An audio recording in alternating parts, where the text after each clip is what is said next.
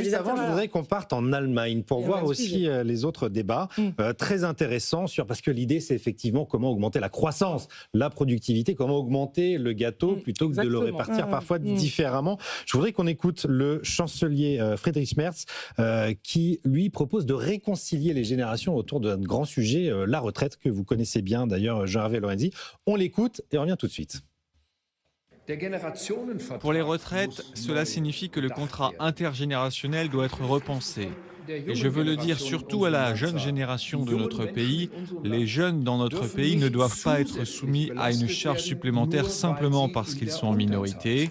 Et en même temps, la génération la plus âgée, pour le travail qu'elle a accompli toute sa vie, doit pouvoir jouir de sa retraite méritée dans une sécurité économique. Est-ce que Jean-Hervé Lorenzi, ce n'est pas un moyen de casser cette guerre des générations? François Bayrou avait parlé des boomers, les pointants du bois. On sait que c'est un sujet chaud en France. Qu'est-ce que vous pensez de cette proposition? Pardon, je vais être un peu brutal, mais un peu plus intelligent. Cette idée de parler des retraités comme une entité globale, unique est totalement stupide.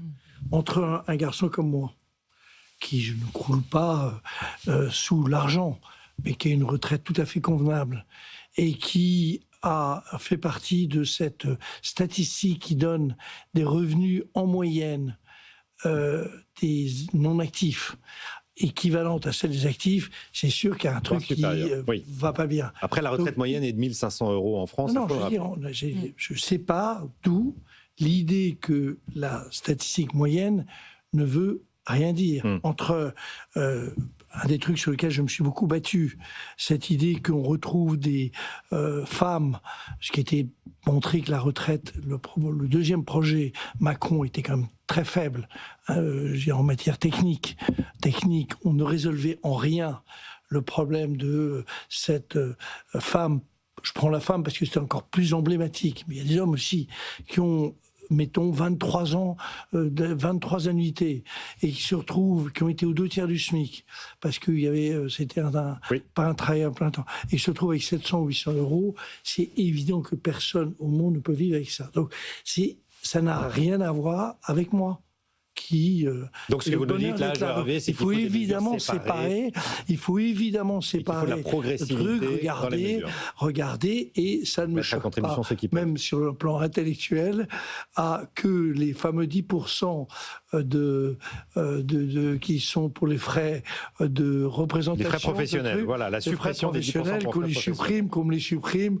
Honnêtement, je dirais que tout ça est inintelligent.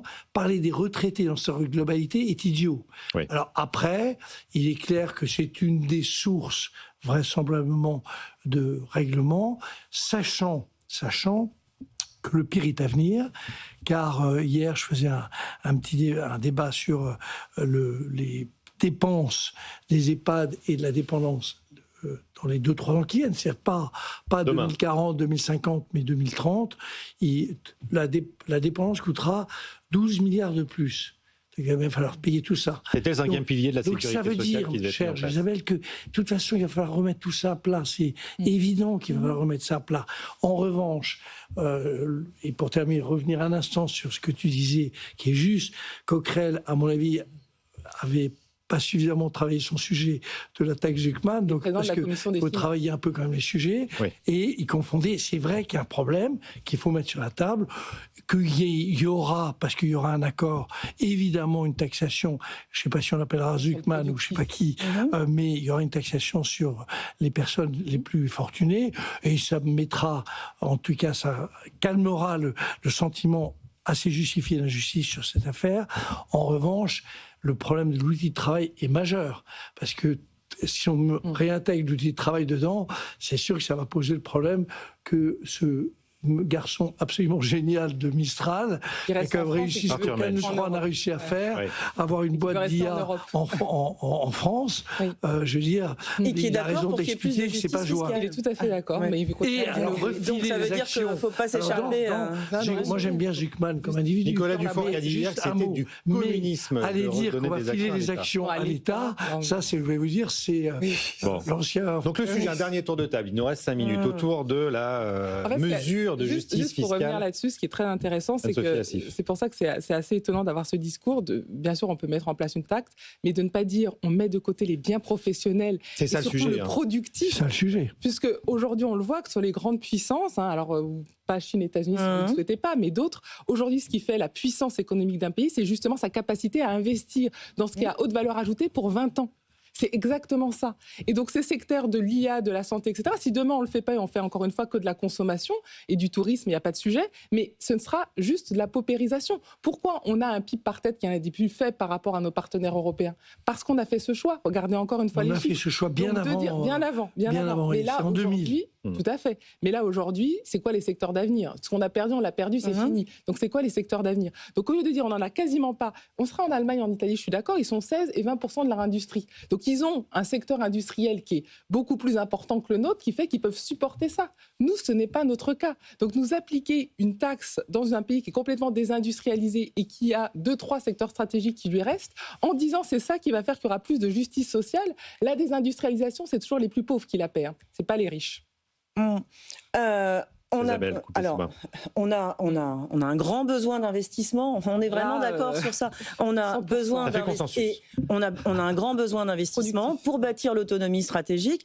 Ces investissements peuvent être en partie des investissements privés. Et effectivement, il faut que ces investissements privés aient lieu.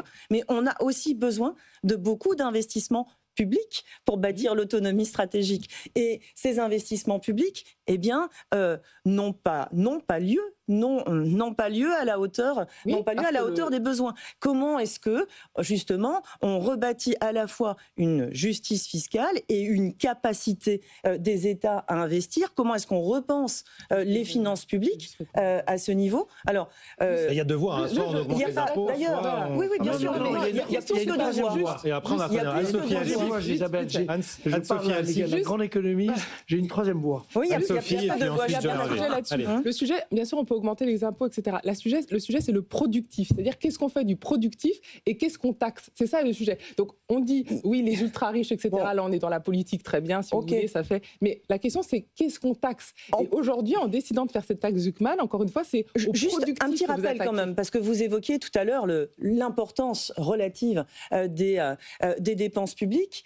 Beaucoup de dépenses publiques sont allées soutenir quand même le secteur privé, sont allés soutenir les entreprises. Vous regardez par rapport à la moyenne européenne, c'est rien, justement. Regardez par rapport là encore, je renvoie 211 milliards selon la mission sénatoriale. Je renvoie aux travaux de personnes compétentes. Un chiffre est discuté. Sur le sujet, regardez les travaux d'Anne Lordelage, par exemple.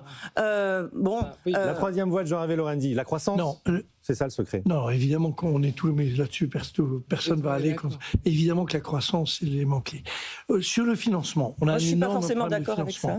Admettons même qu'on fasse la taxe, des trucs, etc. Ça ne va pas résoudre le problème du financement de l'économie française, qui, comme chacun le sait, ne va pas vers un investissement productif. Mais il ne faut pas réduire le problème à la taxe Zuckman. C'est vraiment. Oui, c'est un problème de recette. Pas tous en même temps, sinon on ne comprend plus rien. Je développe ma position. Donc, quand on regarde comment a été financé le programme nucléaire français, qui est le plus gros programme qu'on ait jamais fait en France industrielle. Il est financé avec de l'argent privé, notre épargne, mais garanti par l'État. Donc, le vrai débat, c'est si on reste juste, c'est soit l'État, soit le truc. Comme il se trouve que nous sommes tous les trois bellisables, donc nous savons tous les trois que la prise de risque est totalement inverse avec l'âge. Oui. Et que comme on vieillit beaucoup dans notre pays, c'est clair que on va pas prendre trop de risques. Donc il faut garantir. Il y a beaucoup d'argent dans notre pays. Il faut arriver à le garantir. Donc la solution, c'est de retrouver. Une des solutions, c'est de retrouver une capacité de canaliser l'épargne française de notre pays, énorme paquet d'assurance vie, de ceci, vers en donnant une garantie. Je rappelle que le Covid qui a été assez bien géré, objectivement qui a été bien géré, il a été géré tout simplement, le PGE c'était une très bonne astuce parce qu'il y a 7-8%, ça coûte beaucoup moins que de financer financer, l'État est absolument incapable, il ne sera pas incapable, en tout cas pour demain matin, même si je te fais toutes les taxes, etc., demain matin, on n'y arrivera pas.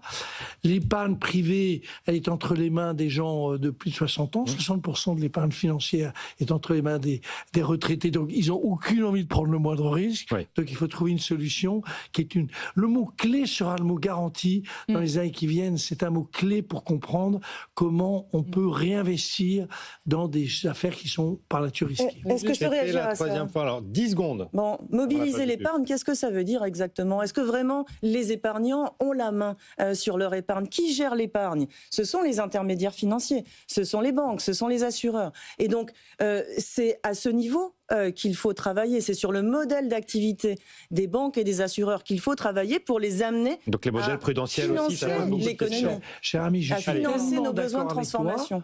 Je vais être d'accord avec tout. Voilà, on est d'accord. Je suis tellement d'accord. Et on se retrouve juste après le PGE, ça aurait bien été une influence sur les investisseurs. Dans une minute.